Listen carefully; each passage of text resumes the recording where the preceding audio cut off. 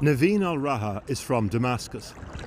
Back in October, when her residency permit in Denmark was rejected, she also walked along the promenade Copenhagen to say goodbye to the Little Mermaid.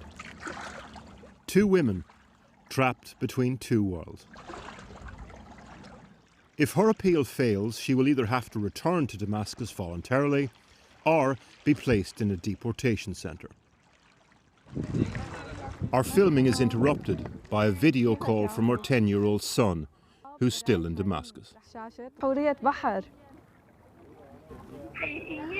لا مو حقيقية تمثال. شايفة منيح أو لا؟ زعلانة بس هي حورية البحر. Naveen arrived here in 2014 with her father. Because of her anti-Assad activism, it was agreed she would leave her husband and two children to go to Denmark. The idea? She'd travel first, then apply for family reunification. It didn't work out that way. Eventually, her husband remarried. Denmark is the first country in the EU to revoke residency permits, which were never permanent, for people like Naveen, deeming Damascus and its environs safe to return to. And indeed, the bombs are not falling anymore on neighbourhoods like Yarmouk, where Naveen is from. Naveen lives with her father and mother outside Copenhagen in supported accommodation with benefits. They've invited 66-year-old Rahab over for coffee. Rahab is in the same position as Naveen, residency revoked, awaiting appeal and possible deportation. The difference, she has no family or connections left in Damascus.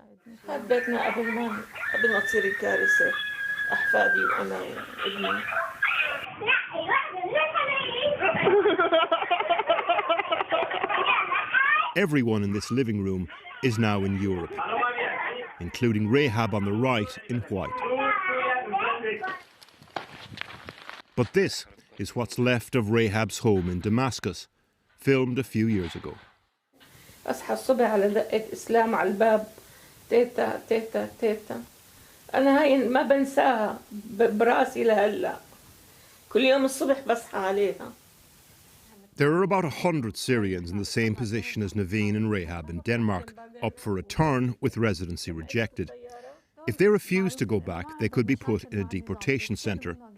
If they go back voluntarily, they could receive a €30,000 incentive per adult to do so. About 130 Syrians have taken up this option. An estimated 30,000 have arrived in Denmark since the war started in Syria. The Danish government's perspective is, I guess, that why should the Danish state have to look after you forever? Yeah, it's like that. But why should the Danish state have to look after you forever? Why they saying we are welcome? In the first place? Yeah.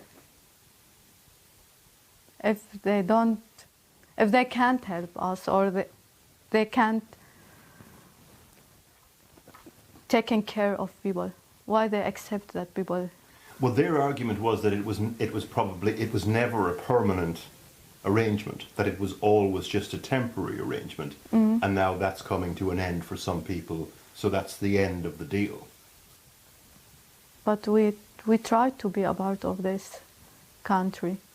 We did what they want. We working, we studying, we trying to get a home here.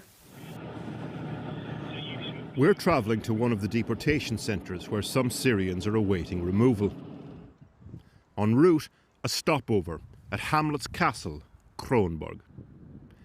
The minority Social Democrat government has co-opted the hardline immigration policies of the right-wing populist Danish People's Party. The Prime Minister here talks zero tolerance when it comes to new asylum seekers. People who represent to some voters an assault on the welfare system here.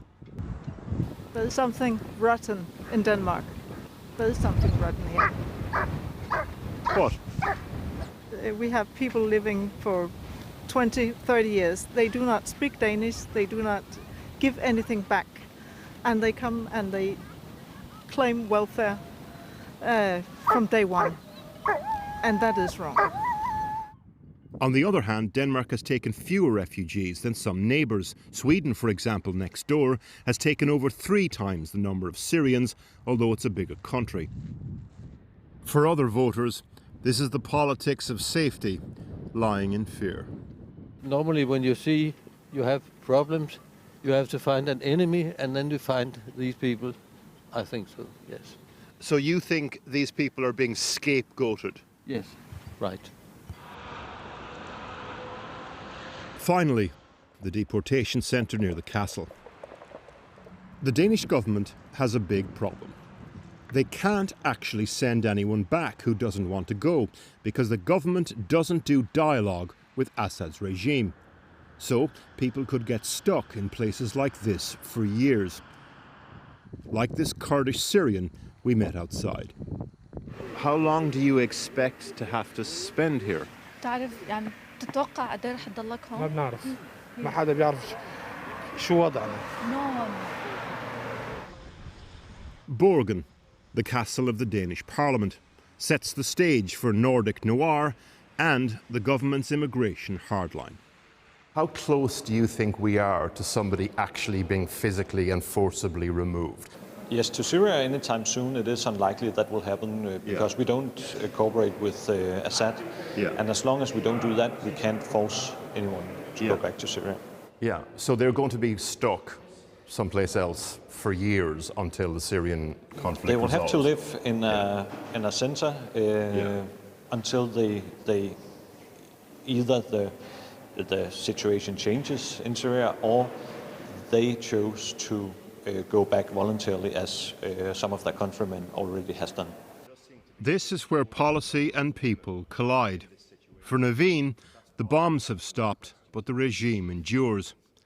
And when you ask her about returning, she recalls being on a bus at a checkpoint in Damascus 7 years ago. A soldier overheard a woman with children complaining about the wait. He trying pushing this minibus and say some bad words for all of us and saying, I will kill all of you. And in the end, she gave up. She preferred that she get killed or they arrested her not to make all of us in this situation. Can you imagine this moment? You feel it's not your country. It's not a country to live. Why? What she said, just a word. She don't deserve that. I was watching her. I don't know what happened for her. The questions then. When does a refugee stop being one?